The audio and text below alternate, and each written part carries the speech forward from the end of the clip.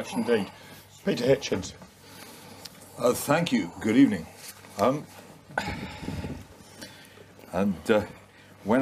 last time I had to debate this was with a gentleman called Russell. Would you mind being seated for the purposes of the I would mind immensely. I can only speak standing up. And I'll start again too. If I'd been told I had to be seated, you should say so first. I'm sorry.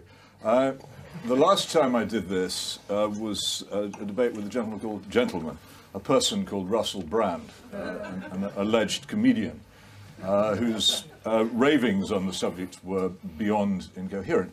I had expected better than this tonight, and when I heard that Mr. Snowden was an expert on dodgy statistics, I assumed that meant that he was against them. He's just told us that thousands of people have died as a result of the Misuse of Drugs Act. I wonder how that's been achieved. I'd like to give you some undodgy statistics, because I think it's very, very important that from the start we understand that when we're dealing here with the main and most dangerous drug in this country, cannabis, the allegedly soft drug, which is cramming the locked wards of our mental hospitals with irreversibly damaged young people, that when we're dealing with that, we must understand that this is a new phenomenon in our society, not like alcohol, which was introduced so many thousands of years ago, nobody can tell, not even like cigarettes, whose use was largely promoted by the three great wars of the 20th century, but really, really new. In the whole year of 1945, 4 persons were convicted of cannabis possession in the entire United Kingdom. That's including England, Wales, Scotland, and Northern Ireland. There's obviously a serious crime wave between 1945 and 1950, because by then it had risen to 79. 1955, it had hit 115. 235 in 1960 and 626 in 1965. Then something happened. It's called the Cultural Revolution, when people began to think that drug taking, particularly cannabis smoking, was cool. The figure doubled to over 1,000, and in 1967 to 2,393. Then in 1971, we passed, and this was a bipartisan act. As far as I know, no other act of Parliament can claim this distinction, that it has been put through Parliament by the Home Secretaries of both major political parties in the course of a year.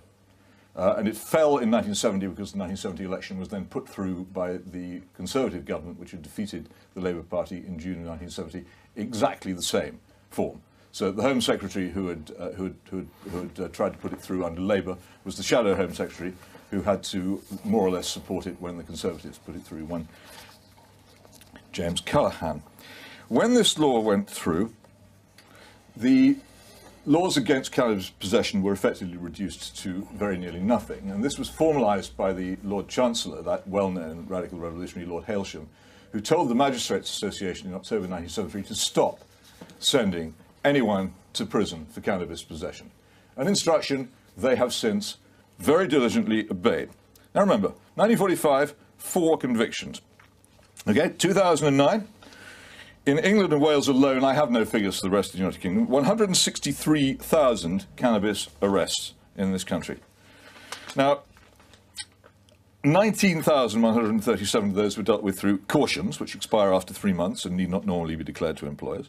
11,492 resulted in something called a penalty notice for disorder, an on-the-spot rebuke, which generally results in no punishment. A mere 22,478 cases ended up in court, as far as I can discover, because they were connected to other charges. The most significant figure was that 86,593 were dealt with by a procedure known as a cannabis warning. Cannabis warning doesn't actually exist in English law. It's never been legislated by Parliament. It's simply been decided by the police that this is what they will do. The Association of Chief Police Officers advises all their forces that what they should do if they catch anybody in possession of this illegal drug is let them off. That is it. No legislation has ever been through Parliament to legitimise this. They just do it. That is to say, I could not trace, because neither the Ministry of Injustice nor the Home Office were able to provide me with details of what happened to all the others. So presumably they forgot about them. They might as well have done for all the good it would have done. You might also note the case of Mr. Peter Doherty, who appeared in court about a year ago, I think, while he was actually leaving the courtroom, dropped on the floor of the court building several wraps of heroin. Mr. Doherty already had 21 convictions for heroin possession, and he was not then either imprisoned or held by the police. He was bailed and appeared a few months later, and for having appeared in a courtroom with a Class A illegal drug in his pockets, he was fined. So if there is a war against drugs in this country, you'll have to tell me exactly where it's taking place. Those of you who are interested might also look up the case of the Rousing couple who walked into the United States Embassy in possession of cocaine. They also were not imprisoned. I can, if you like, go through figures, and I will later on if anyone wants them, on the disposals of cases of possession and indeed possession with intent for sale and sale of cocaine and heroin, the supposedly serious drugs. But the facts all point in the same direction. Since the 1971 Misuse of Drugs Act, there has been no serious attempt to prosecute possession of drugs. As a consequence, in my view, possession of drugs in this country has become much, much more widespread. To pretend otherwise is simply ludicrous. Now, if the arguments which are put forward by the decriminalisers and legalisers are true, what they're saying is that we are in the terrible position we're in now because for so long we have been fighting. Simon Jenkins incessantly, wherever he can find a platform, writes this over and over again. If what we're supposed to have been doing during the past 30 or 40 years is to have waged this bitter, terrific prohibition against cannabis and other drugs. So unfair, so unkind. And this has been a failure. And as a result of this, we must give up having any laws against cannabis at all. This would work as an argument had we been enforcing the law. Since we haven't been, the causes of whatever crisis we have at the moment cannot conceivably lie in the excessive or overzealous enforcement of a law which we have abandoned the enforcement of. Now, there are other points made about this. The word prohibition, let me now address, if I can only find my notes on it, Mr. Snowden's alleged case here. If that is a mobile phone, I believe in the death penalty. And I'm quite prepared, as I'm often asked, to exercise it myself if necessary. Equal opportunity executioner. Doesn't matter what colour you are, how rich you are, I'll do it. So prohibition, we get this all the time. What do we mean by prohibition? Am I a utopian? Do I believe that a law against the possession of cannabis will immediately end the possession of cannabis by everybody? Do I believe that we can have a drug-free society? Of course I do not. What I believe is that the law functions as a deterrent.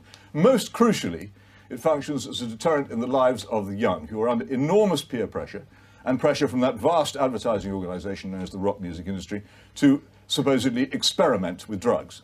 These experiments which they undertake, of course, don't involve the taking of notes or controls or placebos, and quite why they're dignified with the term experiment, I do not know.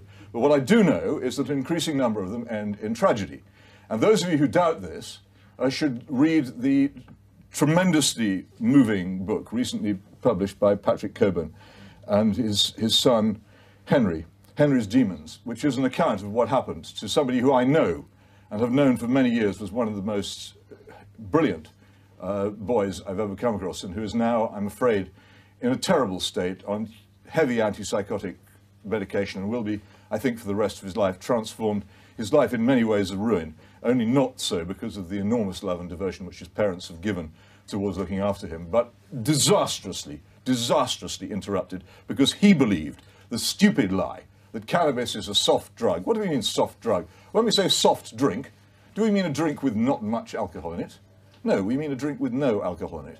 Cannabis, far from being in some way softer than heroin and cocaine, is capable, and the correlation in this is so devastating that it is extraordinarily foolish to ignore it, is capable of overthrowing the mind of the person who smokes it forever, especially if he is a young person.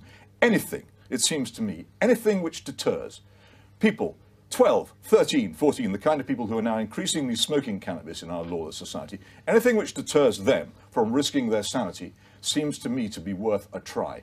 This is not utopian. And then there's this fanciful rubbish. Oh, we could never build enough prisons to hold all the people who would smoke cannabis in defiance of the law.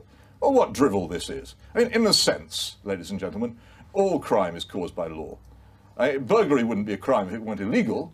But that doesn't mean that it's not wrong. We make laws against things because they're damaging, dangerous, and unpleasant. And the use of cannabis is damaging, dangerous, and unpleasant, sometimes for the person who uses it.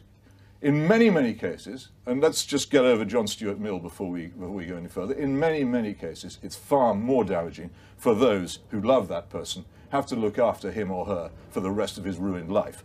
So do not imagine this is just a matter of I must have control over my own body. The law has no right to tell me what to do. You be the parent, the brother, the sister, the child of somebody who's ruined his life by smoking drugs, or indeed by smoking tobacco. You be the relative, the close relative of one of those people, and say, it's an individual decision, it affects no one but me, it's only my property. The law is a very, very powerful deterrent against this sort of selfish folly. It's a very powerful force against the awful peer pressure, the endless plugging of drugs as an acceptable lifestyle choice by worthless rock musicians and stupid comedians. It is vital that we actually restore it for the sake of people you know, and people who you know who may in their lives face terrible tragedy because we have failed to enforce and do not actually anymore have any laws against drugs in this country.